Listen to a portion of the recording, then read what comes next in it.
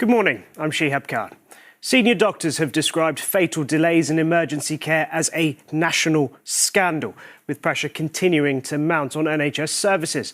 The Royal College of Emergency Medicine says between 300 and 500 people are dying each week as a result of delays and problems at overcrowded A&E departments. The government has said the backlog in the health service is a top priority, but in the meantime, waiting lists continue to rise. Martin Stew reports. Chesterfield Royal in Derbyshire is one of many hospitals having to postpone non-urgent treatments so staff and resources can be redirected to A&E. The Royal College of Emergency Medicine says across the country, emergency care is in a complete state of crisis, with up to 500 people a week dying due to delays. It's unquestionably a matter of life and death. We cannot provide safe and effective care in corridors or in car parks and in overcrowded emergency departments. And we can't do that when we haven't got enough staff to look after the patients that we have. It really is a national scandal, the number of patients who are coming to harm at the moment. There are 18% more people in A&E than the same period last year. COVID patients have doubled in a few weeks, and there are 7 times as many in hospital beds with flu now than there were a month ago. A government minister today acknowledged there is a problem, but said easing A&E pressure was one of the Prime Minister's top priorities. £500 million is being invested to free up capacity. But with more strikes planned by nurses and ambulance workers this month, winter pressures show little sign of easing yet. Martin Stew, ITV News. Thousands of people have been queuing since early this morning to see former Pope Benedict XVI as his body lies in state.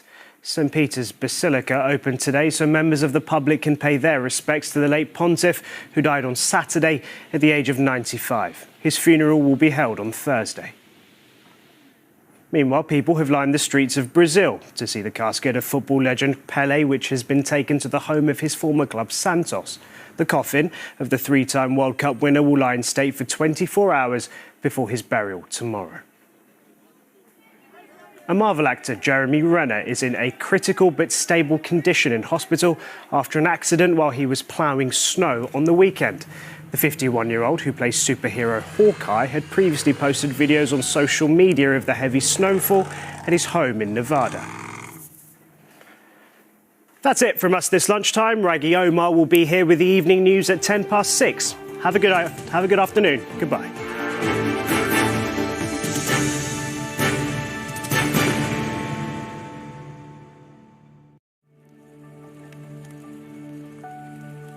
Visibility may be low this evening as the cold weather hits. Heinz Soups sponsors ITV National Weather.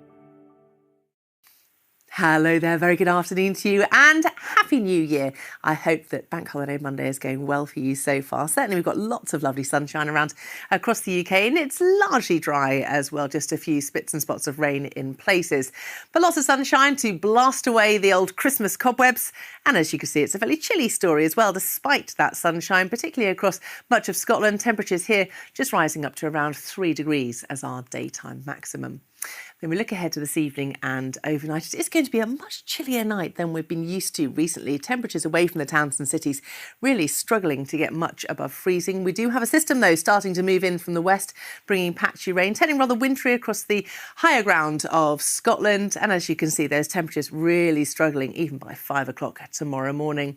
And then looking ahead to Tuesday itself, well, it's going to be a wet, windy and a much milder day and continuing in a similar vein for the rest of the week. That's it. See you later.